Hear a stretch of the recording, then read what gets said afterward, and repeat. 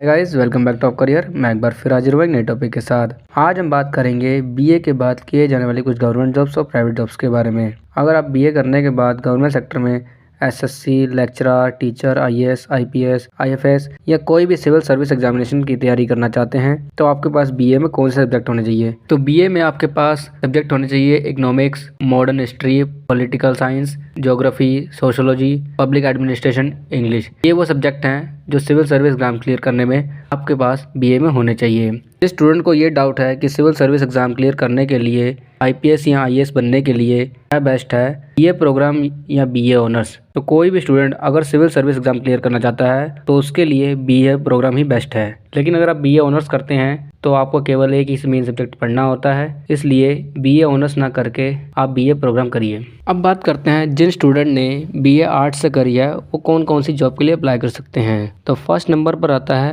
SSC. SSC का पूरा नाम है स्टाफ सिलेक्शन कमीशन। ये एक आयोग है जिसके अंडर में आप एग्जाम करवाते हैं एसएससी सीजीएचएल, एसएससी सीजीएल। इनमें से आप एसएससी सीजीएल का एग्जाम देकर inspector, tax assistant, income tax officer, assistant accountant officer, sub inspector, auditor accountant, upper division clerk आदि पोस्ट के लिए अप्लाई कर सकते हैं। अब बात करते हैं एसएससी सीजीएल के बारे में। इसका एग्जाम देकर आप डीडीसी, डीईओ, कोर्ट क्लर्क, पीए, एसए यानी कि शॉटिंग असिस्टेंट बन सकते हैं। सेकंड जॉब आती है बैंकिंग जॉब। बैंकिंग जॉब में आप SBI PO, SBI SO, SBI clerk का एग्जाम भी दे सकते हैं। इसके अलावा आप आईबीपीएस एग्जाम भी दे सकते हैं। आईबीपीएस एग्जाम खुद का एक ऑर्गेनाइजेशन है जो बैंकों के लिए एग्जाम करवाता है, जैसे कि IBPS PO, IBPS SO, IBPS clerk, IBPS RRB. इस एग्जाम के जरिए रीजनल रूरल बैंक में क्लर्क और ऑफिसर की पोस्ट के लिए सिलेक्शन होता है। और आरबीआई में जॉब पाने के लिए आप आरबीआई ग्रेड बी ऑफिसर का एग्जाम भी दे सकते हैं। नेक्स्ट गवर्नमेंट जॉब है रेलवे।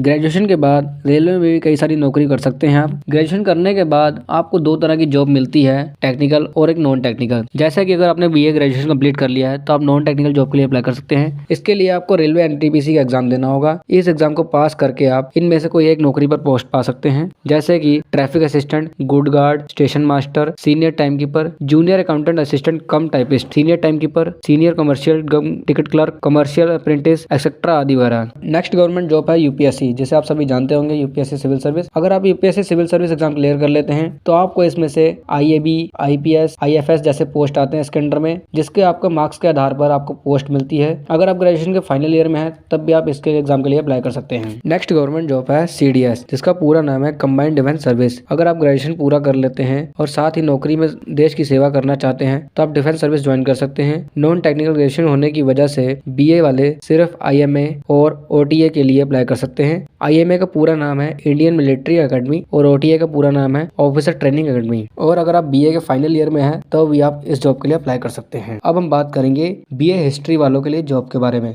जो कि सरकारी नौकरी हैं। तो बीए हिस्ट्री वालों के लिए फर्स्ट जॉब है हिस्टोरियन। बीए हिस्ट्री ग्रेजुएशन के बाद सबसे पहला ऑप्शन होता है हिस्टोरियन बनने का। एक इतिहासकार अलग अलग एम्प्लॉय के लिए काम करते हैं। फॉर एग्जांपल यूनिवर्सिटी के लिए, हिस्टोरिकल रिसर्च के लिए, गवर्नमेंट एजेंसीज के लिए, रिसर्च करना फ्रीलांसर के लिए, इन्हीं के रूप में ये काम करते हैं। मतलब एक इतिहासकार चाहे किसी भी एम्प्लॉय के लिए काम करे, इनका सबसे जरूरी काम होता है पास्ट इवेंट मतलब पुरानी घटनाओं की रिपोर्टिंग देना। हिस्टोरिकन की सैलरी की बात करें तो इनकी जो स्टार्टिंग सैलरी मिलती है वो 6 लाख से लेके 8 लाख पर ईयर होती है। नेक्स्ट गवर्नमेंट जॉब है आर्कोलॉजिस्ट। एक आर्कोलॉजिस्ट फील्ड बेस्ड रिसर्च करते हैं पास्ट ह्यूमन सोसाइटीज के द्वारा क्या क्या मटेरियल डेवलप किए गए हैं, सभी इन्वेस्टिगेशन आर्कोलॉजिस्ट करते हैं। आर्कोलॉजिस्ट में काम में थोड़ा खुदाई का काम भी शामिल होता है, लेकिन ज्यादातर काम इनका लैब में ही किया जाता है, जिसमें अवशेषों की जांच की जाती है। इनके एम्प्लॉयर्स हैं universities, research organisation, museum, government and consultancy firms. इनकी सैलरी की बात करें, जिनकी शुरुआती सैलरी होती है वो 3.5 लाख से लेके 5 लाख पर एनम होती है। नेक्स्ट गवर्नमेंट जॉब है आर्किविस्ट। हर चीज को संभाल कर रखने की आदत सब में नहीं होती है, लेकिन अगर सभी कामों को ऑर्गेनाइज तरीके से करें तो आर्किविस्ट का करियर आपके लिए बहुत अच्छा ऑप्शन हो सकता है, क्योंकि म्यूजियम, स्कूल्स, गवर्नमेंट एजेंसीज और अलग अलग संस्थाओं में काम कर सकते हैं।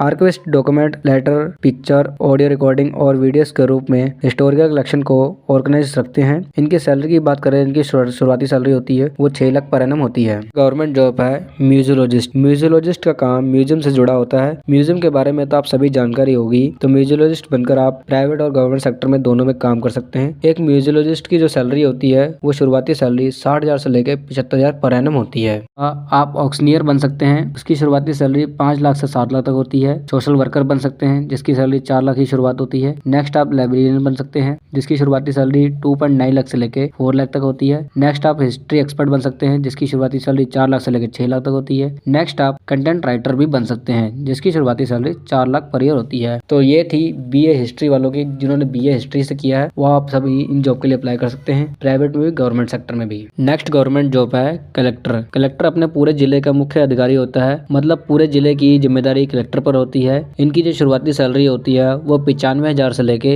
1,20,000 पर मंथ होती है और ये सैलरी राज्य के हिसाब से अलग अलग हो सकती है। नेक्स्ट गवर्नमेंट जॉब है इंश्योरेंस एग्जाम। इंश्योरेंस एग्जाम देकर आप अलग अलग पोस्ट पर जॉब पा सकते हैं। ज्यादातर आपने LIC AAO के बारे में सुना होगा। LIC के अलावा और भी सरकारी इंश्योरेंस कंपनियां हैं जिसमें आप जॉब पा सकते हैं, जैसे कि NICL, जिनका पूरा नाम है new India insurance company limited, national insurance company limited, United India insurance, general insurance company limited, LIC। इन सभी इंश्योरेंस कंपनी के अलावा इन सभी इंश्योरेंस के अलग एग्जाम होते हैं अलग अलग पदों के लिए। तो आप जिस कंपनी में जॉब पाना चाहते हैं उसका एग्जाम देके आप उस पोस्ट के लिए अप्लाई कर सकते हैं। नेक्स्ट गवर्नमेंट जॉब है ICR, जिसका पूरा नाम है Indian council of agriculture research. इसमें असिस्टेंट में जॉब पाने के लिए ICR असिस्टेंट का एग्जाम दे सकते हैं।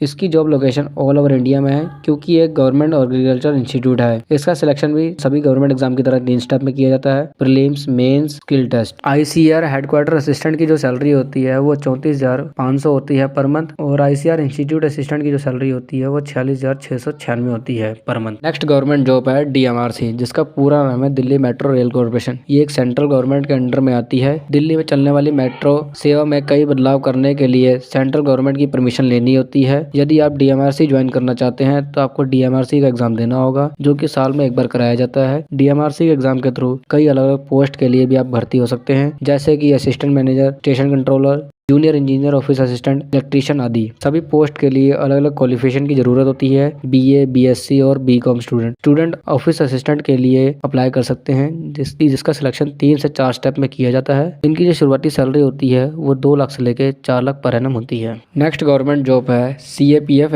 AC एग्जाम, जिसका पूरा नाम है central arm police force assistant. Commandant का exam BSF, CRPF, SSB, ITBP, CISF में असिस्टेंट कमांडेंट का आदि यानी कि AC के पद के पर भर्ती करने के लिए कराया जाता है और ये UPSC द्वारा कराया जाता है। अगर मैं आपको सिंपली बता दूं कि आप UPSC की तैयारी कर लो तो आपको समझ नहीं आएगा कि इस एग्जाम के लिए UPSC की तैयारी करनी चाहिए। इसलिए वीडियो में मैंने एक एक एग्जाम को अच्छी तरह से एक्सप्लेन किया है। हमारी मेहनत आपको अप्रिशिएट करते हुए सभी स्टूडेंट को वीडियो को लाइक और चैनल को सब्सक्राइब जरूर करें। इस एग्जाम में आपको ग्रेजुएट होना जरूरी है। इनकी जो शुरुआती सैलरी होती है वो 56,000 से लेके 1,77,000 पर मंथ हो सकती है। वैसे इस वीडियो में जितने भी एग्जाम्स बताए गए हैं, जितने ही गवर्नमेंट जॉब्स की तैयारी बताई गई हैं, वो आप BA के बाद कर सकते हैं। अगर जानकारी अच्छी लगी हो चैनल को सब्सक्राइब करें। Thank you for watching this video.